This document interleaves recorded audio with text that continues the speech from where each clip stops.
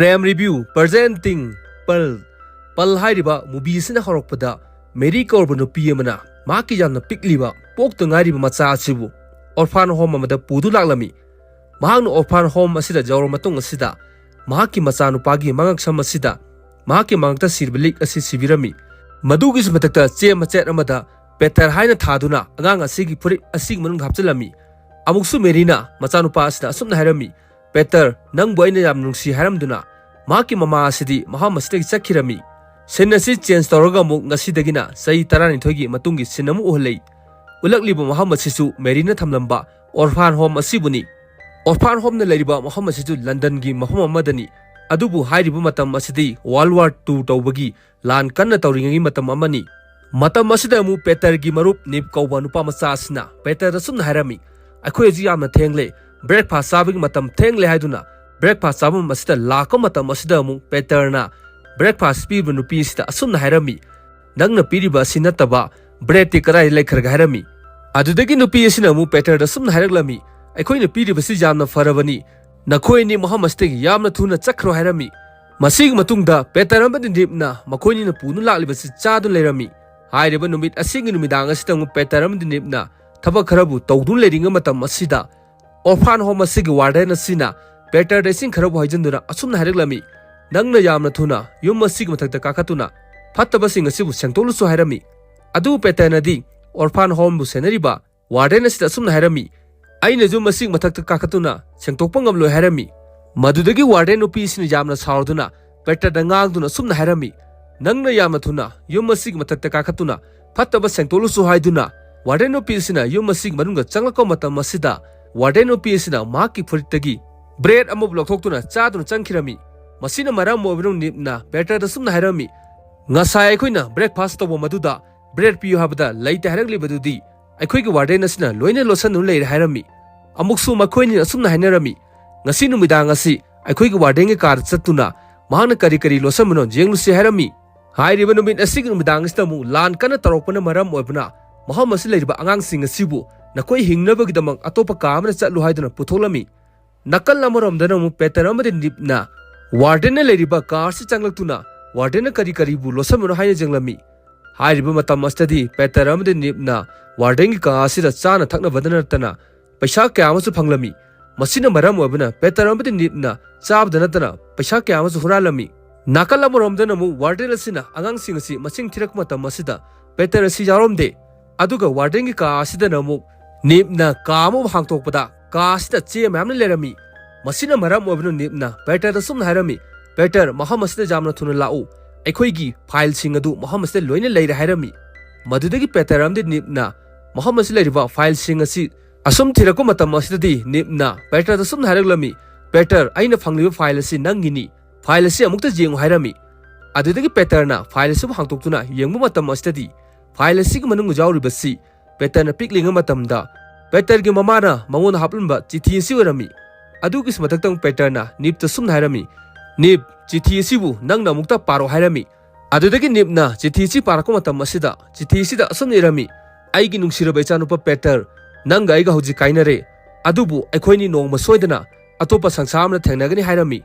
Hairiba Matam Study Muhammad Sida Ikan Kongduna Lan Tawana Waram Webna Bom Pokaraglami Madudagi Peter Amadin Nipna Muhammad Sidagi Tolong Nabagidamag Centorok Matam Study Makoigi Warden Asinadi Peter Amadin Nip Asibu Ngaidu Lerami Adugi Sumatakta Warden Nupi Asina Peter na Pairiba Mahaki Mamagi City Sib Logduna Segai Gaina Toromi Adudagi Peterna Warden Sita Sun Harami Nangna Karigidamag Chitidu Segaribno Chitidu Aigi Magine Piro Harami Adudagi Warden Asina Mok Peter Sun Haraglami Aina Pairiba City Nangi Namana Piramanate Adugi Sumatata Muhammad Silaiba File Sing a Sea Muhammad Silaiba Angang Sing China Sumna Kalibani Makoigi Mama Pana Tamlamani Haina Kalibani Adubuta Singbudi Makoigi Mama Pana Amata Piramanate Haiduna Warden Upis in a Pairiba Peter Gimamagi Chiti Sub Sagarami Madudagi Petana Jama Sauduna Sagarab Chiti Subu Maki Pikau Haptalami Numit a signal Midangastamu Warden Amadi Atopanupi Magalona Angang Sing a Ladiba Yuma Sig Matakta Firar Mobu Sinkalami Aduga Yuma Sig Manungdana Peter Nif Amadi Angang Mam Singasi Loina Tum de Lorami Hairiba Matam Study Angang Singasin Ladiba Yuma Sig Mataktagi Tauri Mama Tadaratuna Angang Singasu Matang Matang Chinkakirami Adubu Petenadi Chinkaliba Singasi Uraduna Nip the Sum Harami Nip Aikoini Muhammad Steg Hingnava Chelsea Aduna Chentorko Mastadi Nip T Tori Sidagi Atopanu Pukatuna Sakirami Adudi Peterna Jumasigi Natok to Chelagina Toasi Wahang Mastadi Wardenu Pisina Peter the Sum Haraglami Peter Nang Yam Fab Angang Haiduna Mahang Jumasig Manung in Shalaglami Masina Maramwebana Yumasig Mataki Nupa Mana Peter Asibu Pukatuna Sakirami Adubu Angang Mam sing a su far me sing a city, a pipe Zaha some of the Lalami. I'd be Matamastone Nibna, Peter the Sum Harami. Peter, I coin him no book the monk Jasa City on Terzarami. Adu Peter Nadi nip the Sum Harami. I did on Tabangam Loharami. Masina Maramwebana nipti Jasa City on Taduna, you must still herami. A sing Matunda, Angang sing a su far about musing a sinna. Jasa Sibu told to Lakomata Mustadi. Yarfoski European Kamana, Pirate Live Fataba, Jasa Sibu to Gainabagitaromi. Adubu Jasa City Kana Tautuna, Muhammad Stig Chatun Lalami. Aduki Sumatata, Jas Patoro Liba Musina, Peter the Sum Harami. I coin Salibasi, Neverland Hariba, Atopa Sangsatu Satlivan Harami. Nupa Sigua has stabbed up Peter the Sum Kalami. Macoin Salibasi, Maki Mamagi Lepam, Adudani Haine Kanuna, Maxudam Haro Jeremy. Masi Matunda, Jasa Sin Sum Tortuna, Makui Pantumpa Masijoromi. Macoin Muhammad Sijoromatung Sadi, Angang Mamma Tabak Sudu Lerami. Adugu Sumatata, Muhammad Sida Mako or Nupa Sigma Ming Su, Blackbeard Hainekoromi. Adudagi Blackbeardna, Makoi sing a Sigmanaka Changatuna, Matata Gesum Lautaraglami. Nakoina Muhammad Sid Lau Pogidam Tagar Pondoli, Adubu, Nakoina Muhammad Sid Labatarabadi, Lo Ani Lay, a Hanba Lodi.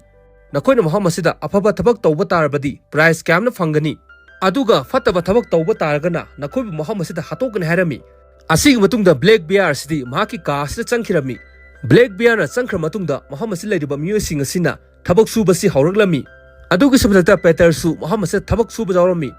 Haribu Matamastadi, Peter Gamanakta, Ismi Hanikanaba, Nupama Laglami. Haribu Nupasin Tauri with Taba Asisu. Muhammad said Tabak Surbasi, Mahani Janchalami. Adude Peter Namu Ismi the Sun Harami. I coin Muhammad said Tauribasi Carino, Nanga Mukta Hiro Harami. Adudiki Simina, Maki Pikautagi, Box Masam Loktuna, Box Masa Sigmanundagi, Ligli Maset Mamum Loktuna. Peter the Sum Harami, I know Pario Possa Sigmaming, Pixan Kawi, Pixan Hariba Possa Su Pangnav Damak, Muhammad Sladiba, musing a sinna, Tabakasib Surivin Harami. Adu Peter Namung is me the Sum Harami. I couldn't possessive Hanglaga, Karibu Kana Duribno, Amukta Hiro Harami. Adu Bisminamu, Peter the Sum Harami. I could you picture a Sigmaramda, Karim the Kangde, Karigumba, Nang on the Hangliva Sing a sea, Blackbeard a Kankibatarabadi, Nang Muhammad said Soin Hato Kargani, Nang Tabak Suru Haiduna. Ismidi Muhammad Stig Zatkirami. Adugus Madata, Peter Gamaka, Tabak Sun Leriba, Hukko Pamanamu, Peter the Sum Harami, Nang Tabagadu, Yamatuna, Suzalo Harami, Maquina Tabak Subasiluaga, Potari Mata Masidamu, Peterna, Who Haribunupa Sida, Asum Harami, Aigiming, Peter Kawi, Aikoini Maru or Si Harami, Adubu Honadi, Peter the Sum Harami, Ai Nanga, Maru or Vidingam Loy, Adubu Nangi Mating, the Aina Soina Pagani Harami. Masig Madungamu Makoina, Pixan Haribo Posa Asibo, Tinabagamak, Tabak Surapamata Mastadi, Peterna Pixan Hariba Su Panglami, Masina Maramwebana, Peterna Zam Harau Zaduna, Pixana Su Paiduna, Yingling Mata Mastadi, Maki Manaka, Tabak Suba Muum Laktuna, Peter Degi Pixana Sub Loromi, Adu Peterna Lauduna Sun Harami, Hari Pixanas the Aina Pangmani, and gonna Piro Harami, Haribo Mata Mastadi, Muhammad Stamu, Blackbeard Game Yoka Amalaktuna, Pixana Siloromi, Madukis Mata, Peter the Sun Harami. Nang na kari damak Pixan Sibu, Huran Gaina Tauribuno Harami. Adid Petana Sarduna, Blackbeard Musta, Asum Harami, Nang Dinasagama Tiba Muamani Harami. Asina Maramu Abanamu, Blackbeard Muasina, Petana Siu Faduna, Hana Bagidamak, Blackbeard Marata Pudulaklami. Haribu Matamaston Blackbeana, Muhammad Siladiba Musing Asida, Asum Harami. Peter Haribunupa Mazasi, Narang Kitang Lakpadangari, Adu Mahana, Muhammad Sida, Huran Sinti Taurabanina, Mark Hatolagani Haina. Blackbeardna Peter Sibudi, Wang Sing a Sigma Taki, Kautar Glami. Adu Peter Sing a Sigma Taki, Kana Paithartuna, Lemai the Targaina Toromi. Madudagi Peterna, Lemai the Tadringamatam Astadi, Maki Masa Asdi, Paidulerami, Masina Maramwabana, Muhammad Sileba, musing as a Luenang Rami. Madugis Patata Blackbeardna, Jengomata Masida, Peter Si Pirami, Masina Maramana, Blackbeard Sunganglami. Adu Ikang Hongna, Peter City, Makeup Torolami. Peterna Ledam Libaka Sizu, Blackbeard Ka Orami. Maduki Samta Blackbeardna, Peter Gamanata Laktuna, Asum Harami. Peter Nang Nangarang Pari Bududi, Nangin among the Ukibang Atani Harami. Maduki Samta Blackbeardna, Tawai Nungaitaduna, Peter the Sum Harami. Peter ngasidagina numik kyaning mamangda nang hana paikibra hairami adubu Peter nadi yamna kizaraduna mu Blackbeard da asumna hairami ai mamangda amukta paikidri hairami asing matungda Blackbeard na mahangna pairiba thang asibu Peter da piduna asumna hairami ai nangonda wari ama lige taw ngasidagina chai kya matungda aikoi leriba Muhammad sida paiba ngamba anga ama laktuna aibu hatkini hai adubu paiba ngamba aibu hatkudru anga adu nang oigaduri hairami madu Peter namu Blackbeard da asumna hairami nang hariba sing adudi ai manga chap mane hairami masig matungda Blackbeard gi team masina Peter asibudi makhoi jail asida phajan thamlami Peter na jail asid lairing matung asida mu Peter lairiba jail asigi nung asibu thugaiduna huk haribu nupas nung Peter da sum haraglami Peter nang lairiba jail asigi phalang asibu ainu bom hapchanduna second kuntra gi manung thugairakani aikoi ni Muhammad sidagi chatkar se harami adude Peter na mu huk to sum harami aikoi ni na Muhammad sidagi chatpa tarbadi nang laibu aigi magi marakta amukta pubiyu harami adubu huk na mu Peter da sum harami nang na Muhammad sidai tholor matungda nangi namagi wari dudi kona khanasi harami masig matungda huk na Muhammad sidai bom pokhainduna Peter amade huk makhoi ni si Muhammad sidai nanthoktung laklami madugi sumatakta Muhammad sidai thabak subu mayamu sandal leiriba ismi haribu nupa asigi lorina makhoi ahum asi Muhammad sidai nanthokna bagidamak tram haibadi thauride tongdun chatnuba asida tongdun laklami makhoi na sum tongdun lakko matam asidi Blackbeard gi myoising asina khangmana maram oibana makhoi na tongdun chatliba thauri sibum chingtharami asiguma mayam asi obanu hukna Peter da sum harami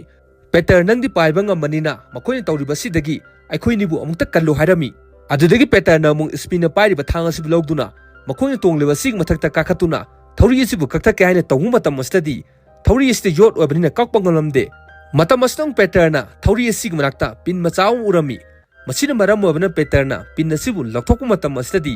makhoi na tongliba tramgi box asidi kanna paithartuna jahasa mada thomjalami madugis matakta makhoi ahom asi paiba ngamba jahasa sig matakta tasalami masig matungda Peter huk amadi ismi si harau jaduna Muhammad sidagi jahasa sibu thawdun lakwa horami akoina sum jahasa si thawdun lakwa matam asidi jamna fatraba Blackbeard hariba thawna asigi manak thorami asina maram obana Blackbeard na jamna sarduna Muhammad sidai tholoktuna maki manai sing asida sum harami Peter hariba angang asibu jamna tuna faw harami asing matungda Peter gi team asina jahasa sibum thawdun lakwa matam asidi makhoi gi mamangda mu Blackbeard gi yamna fatraba jahasa bana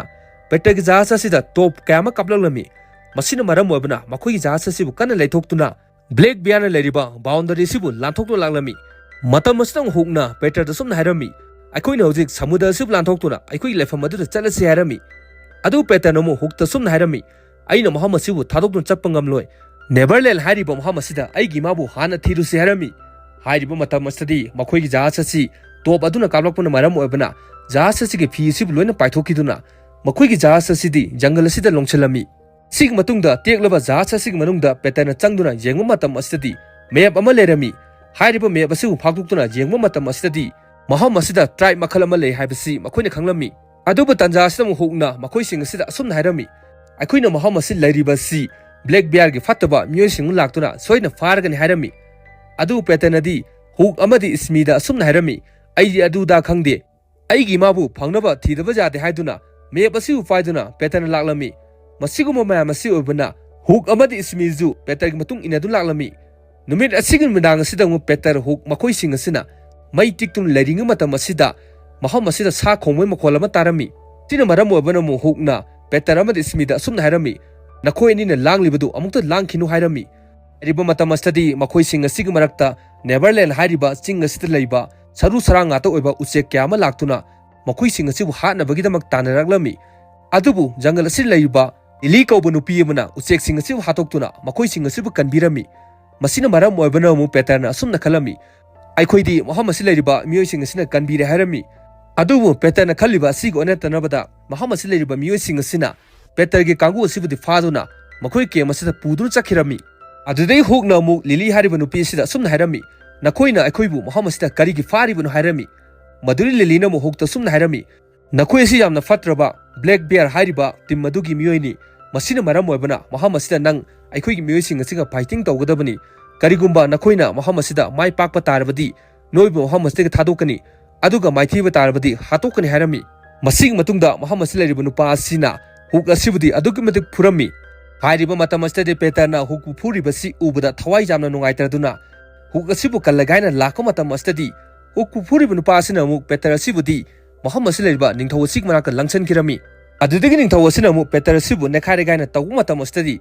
Peter asidi Hugh ki manaka takirami adubu ningthaw asinadi Peter gi mangak samda siriba lik asibudi maki makhong sinelami kalamaram dana mu Muhammad silaiba haw makhan sing asina mu Peter asibu hale gaina taromi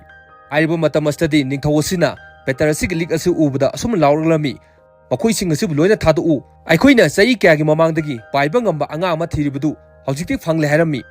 ningthaw asig wahai tabada Muhammad silaiba miyoi sing asina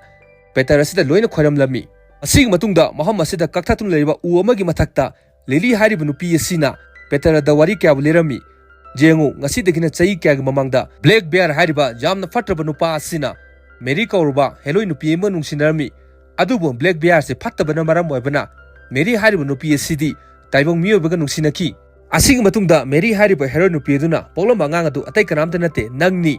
adubu matam aduda Blackbeard na lan kana tawbadagi nangi namana nangbudi taibong miyobigi manaka thamlamani hairami su Lilina Peter da sumna hairami hawjikti nangi nama adudi paiba ngamba heloi sing adugi manakta loina laikhra hairami masina maram oibana Peter na Lily da sumna hairami adu oiba tarbadi ai asibu aigi imagi manakta amukta pubiyo hairami Peter gi wahai stabada mu Muhammad silaiba ningthaw asina mu Peter da sumna hairaglami nangbu nangi namagi manaka chatke haiba tarbadi aina numi humni gi matam piri numi humni gi manung asida nangna Muhammad sida paiba ngamba tarbadi nangbu nangi namagi manaka thagani adugu paiba ngamdaba taragana nangbu hatokani hairami masig matungda makhoi sing asi Muhammad stagi loina thorlami numit asigi numidang asida mu Peter asi mahaki mamagi manaka chatnabagidamak paiba tamlami adu mahakti paiba ngamlamde masina maram oibana thawai nungaitaduna Hugh ki manakta laklami jungle asidana mu ismi haribu nupa asina iruzarega haina tawriga matam astadi Muhammad sida jamna fatraba Blackbeard si laklami madugi smatata Blackbeard haribu nupa asina ismi da sumna hairami Peter haribu nupa machadu kadai laikrage aingonda mukta hairo hairami adubu ismi nedi machin sidenaduna Blackbeard asumna hairami Peter kadai laibano ai khangde hairami adudagi Blackbeard na yamna sawduna mahaki manai sing asida asumna hairami ismi asibu Muhammad sida hato hairami Blackbeard gi wahai stabada ismi ne yamna kizaraduna Blackbeard asumna hairami Peter gi laifam adu somda laibani haiduna tatholami asig matungda Blackbeard gi tim masina Muhammad silaiba hawsing asibu mathang mathang harpa hawraglami sigumba mayam asubuna Peter Hugh amadi Lily makhoi ahum asi Muhammad sida nathoknabagidamak kana chalakko matam asdadi Muhammad sida lairiba Blackbeard gi tim amana amuk Hugh ki tim asibu farami hairiba matam asdadi Peter asidi u amagi makhada laibana maram oibana Blackbeard gi tim asida uramde adugi sumathakta Hugh na sign tawduna Peter da sumna hairami Peter nang Muhammad sida chatkro hairami Peter na chakhar matungda mu Blackbeard na Hugh Lily amadi Muhammad sida lairiba ningthaw sibu hamanduna maki nomay asina tamduna ningthaw asida sumna hairami Peter haribu nupa machadu kadai chakharga hairami adubu ningthaw asinadi Peter adu udabana maram oibana khangde hairami ningthaw asig wahai stabada Blackbeard na sawduna ningthaw asibudi Muhammad sida hatokirami masig matungda mu Blackbeard na Lily sibu nomoy tamduna asumna hairami Peter kadai laikhraga hairami adubu Lily nadi Peter gi maramda amata hairamde madude Blackbeard na Lily sibu nomoy na kaplega haina tawmata masida mu Hugh na jamna sawduna Blackbeard asumna hairami nangna tawribadubu karino hairami nakal amaramdang Peter na ching amagi mathaktagi makhoina hana thenarkiba ucheg asibu jengdu lerami madugi smathakta Peter na sumna khalami aina paiba ngamdaba tarbasu ucheg asig mathaka tongduna pairege haiduna ching asig makhara chongthaduna ucheg asig mathaka tonglami masig matungda Peter na ucheg sing asig lonana Muhammad silairiba fatraba Blackbeard gi miyoi sing asibu mathang mathang harpa hawrami dudagi Blackbeard na jarma sawduna Peter na tongliba ucheg asibu nomoina kap matam astadi Peter asidi makha asida taraglami masig matungda mu Peter gi manakta Blackbeard na laktuna Peter sumna hairami nangna hawjik nangi namadabu kangani khallibadudi nangi namadudi ngasidagina chai kya gi mamangda aina hatokhrabani hairami masig matungda Blackbeard na Peter asibu halaga haina tawbu matam astadi ching asig mathaktagi Hugh na polang ama tawduna Peter asibudi puduna chakhirami asig matungda Peter Hugh amadi Lily makhoi ahum asi Muhammad stagi nanthokuna chakhirami adubu Hugh ki tim asidi wa mayamna hauba Muhammad maram tasalami hariba matam asida mu Lily na Peter nang kadai laikhraga haiduna kuiti thirami madude Peter na mu Lily da sumna harami nangna karigidama aingonda chin thijinaduna haribano aigi made sikra haibasi Blackbeard na aingonda haire harami amuksu Lily na Peter da sumna harami hoi asengmani Blackbeard na haireglibda chummi nangi namadu Blackbeard na hana hatokhrabani hairami Lily gi wahai sitabada mu Peter si thawai nungaitraduna maham asitagi chatkirami asigi matungda Peter Hugh amadi Lily makhoi ahom asina hi macha amabu tongduna sikharba Peter gi mama gi thawai leriba maham adu lakpa horami makhoina sum lakpa matam asida Hugh na maki makhot asibu ising asigi makhada lupthaba matam asitadi Lily na Hugh ta sum hairami ising asigi manungda yamna chawba gumbir lebani nangi nakhol adu thangkalu hairami masina maram wabna Hugh asig ki jaraduna maki makhol asibu thangkalami ariba matam asitadi maham asida yamna chawba gumbir asibu tholoktuna Peter asibudi ising asigi manungda puthadun chakirami asina maram wabna Hugh amadi Lily na Peter asibu kaujadu lerami adubu gumbir asinadi Peter asibudi ising asigi manungda chana bagdama puthaduna chakirami ariba matam asitadi ising asigi manungda mermaid haina khangnaba nga nupi mamna tholoktuna gumbir asibudi fuduna Peter asibudi ising asigi mathakta pukhalaktuna Lily amadi Hugh ta pirami sigi matungda mu Hugh Lily amadi Peter na makoina phamdun lering matam asita mu Hugh na makoini da sumna hairami mangna leriba jahas asi aina mukta semjaluge haiduna Hugh ti chakirami Hugh na chakra matungda mu Lily na Peter da sumna hairami nangi namadu matau karamna Blackbeard na harkhibano haibadu khanglabagidamak nangi namit adubu isanduna ising asig manungga lupu aduga ising asig manungga leriba mermaid sing asina nangona hairakani hairami adudagi Peter na maki mamit asibu isanduna ising asig manungda lupu matam asitadi maki mama asi matau karamna Blackbeard na harkhibano haibasi Peter na khanglami masig matungda Peter na ising asig matakta hawalaktuna Lily da sumna hairami aigi madu yamna thonga leba lanmi amani hairami asigi matungda Hugh na Lily gi manakta laktuna sumna hairami akoina jahas asibu thogduna chatlasi hairami adubu Lily nadi Hugh ta sumna hairami ai nanga loina chatpa ngamlo hairami masina maram wabna Hugh asidi jahas asibu thogduna matona chakkirami Hugh na chakra matungda mu Lily amadi Peter na Peter gi mama gi thawai gi lefam asig manakta laklami asigi matungda makoina lakliba maham asi jawro matung asitadi yamna paklaba chingma asida mayak kyabu idu lerami aduda Peter na mu Lily da sumna hairami iriba mayak sing asi aina paba ngammi haiduna Peter na paraglami aduda Peter na mayak sing asi paduna Lily da sumna hairaglami hairiba phalang asi hangtoknabagidamak so ama darka oi hairami hairiba matam asitadi maham asida Blackbeard hairiba nupa asina laktuna mu Peter amadi Lily da sumna hairami hoi maham asi changnabagidamak so ama darka oi haiduna Blackbeard na pariba thang asina Peter gi mangasamda siriba lik asibudi Blackbeard na lorami amusu Blackbeard na Peter da sumna hairami thongsu hangtoknabagi so asi nang lik asini haiduna Peter gi lik asina so asibu hangtokpa matam asitadi Fairy Kingdom hairiba heloi ma'am leibata natana Peter gi mama gi thawai leriba maham asi jawromi sig matungda Peter amadi Lily asibu Blackbeard gi jahas asida punsanduna Blackbeard na laugduna maki manai sing asida sumna hairami maham asida paidun leriba api apikpa heloi sing asibu mai loina thadoktuna hatlu hairami